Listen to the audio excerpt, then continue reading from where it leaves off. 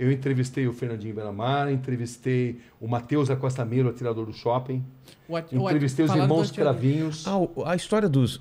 Entrevistei os canibais de Garanhuns. Isso que eu ia falar. Essa história é tão bizarra. Deixa eu... É bizarra. Essa história dos canibais eu tava vendo essa entrevista. Era uma seita, né? Onde ele manipulava as mulheres. Seita era...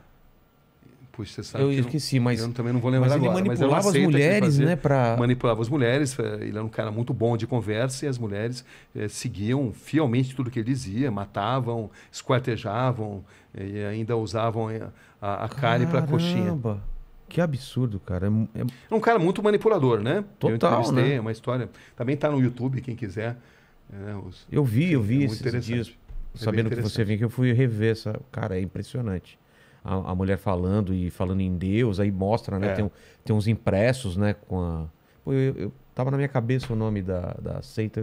É uma seita de adoração ao diabo, né? Basicamente era isso. O nome não lembro exatamente agora, mas então, na matéria tem. Mas... Porque foi localizar todo um livro, ele tinha escrevido um livro. Porque é o seguinte, ele escreveu um livro que se recusaram a publicar. E ele, na verdade, ele escreveu num livro que depois ele iria realizar. Entendi. Essas mortes, elas copiaram algo que ele escreveu nesse livro. Entendi. E o livro era a Bíblia, não, Bíblia seria péssimo, né? Mas seria o manual dessas atrocidades que foram cometidas depois. Quase profecias, né? É. E eu lembro que você deu uma entortada na mulher lá, porque você coloca ela numa situação, e se fizessem isso com a sua mãe, né? Poderia chamar essa pessoa de monstro? Ela fala sim. Então, as pessoas... Você entende as pessoas achando que vocês são monstros. E eu achei isso porque ela não percebeu que ia para esse lado a pergunta depois, né? E aí ela se dá conta, né? Quando você está nessas entrevistas, é uma guerra mental. Né? Você vê que eu não levo, como você também não, né? Eu não levo anotação. Porque você não pode perder o olho no olho. Exato. Entendeu? Porque o body language, né? A linguagem corporal. As grandes perguntas, elas nascem de respostas incompletas, aonde você às vezes muda totalmente... Ou de silêncios, né? Silêncio, pausas. Você muda totalmente o encaminhamento da entrevista mediante algo que foi contado. Mas para isso você precisa estar muito atento. E você não pode perder, você não pode baixar os olhos. Senão você perde o contato com a pessoa.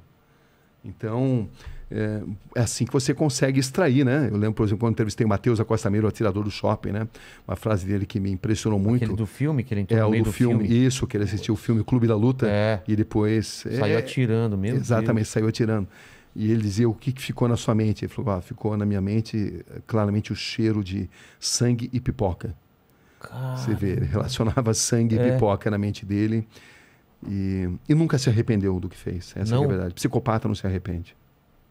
Porque ele pode até falar que se arrepende porque eles são inteligentes, são frios e notam que precisam falar muitas vezes o que as pessoas esperam ouvir. Entendi. Mas psicopatas não têm cura. Caramba. O Vulkslock 22, olá Inteligência Cabrini, gostaria de saber, existe uma enorme romantização da criminalidade do perfil das pessoas que cometem crime, mas na experiência, qual a sensação e lição que tira de toda essa experiência com eles? Existe algo a ser aprendido com a mente dessas pessoas. Traumas de infância, ou não. Sempre tem um gatilho ou não? Às vezes sim, às vezes não. Não é exatamente automático. Muitos usam isso como algo para justificar o que fizeram, entendeu? Como um trauma da infância, né? Então você precisa penetrar muito nessa mente, e penetrar na mente de um psicopata é tarefa complicada, mas boa parte deles padece do bichinho, do veratismo, da vaidade, e é quando você consegue extrair muita coisa. E eles gostam também de submeter a capacidade deles de manipular a sua capacidade de perguntar. Então, eles estão sempre tentando te manipular a perguntar o que eles querem responder. Com certeza, com certeza. É um jogo mental violento, onde você precisa ter o máximo de concentração. Senão você faz exatamente o que eles querem, né? Senão você faz, senão você não surpreende. E eu costumo usar muitas vezes a tática de repetir determinadas perguntas em situações diferentes para extrair respostas às vezes diferentes. Entendi.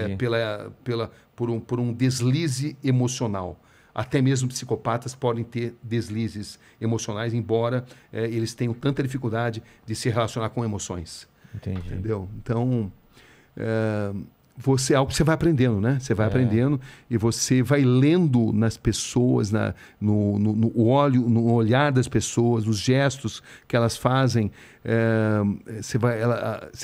Elas vão emitindo os sinais. Às vezes elas estão morrendo de vontade de contar uma determinada verdade, desde que você consiga entender esses códigos. Ou outras vezes não. Como se fosse um prêmio que você precisa merecer, exatamente. merecer intelectualmente para ela te revelar aquilo, né?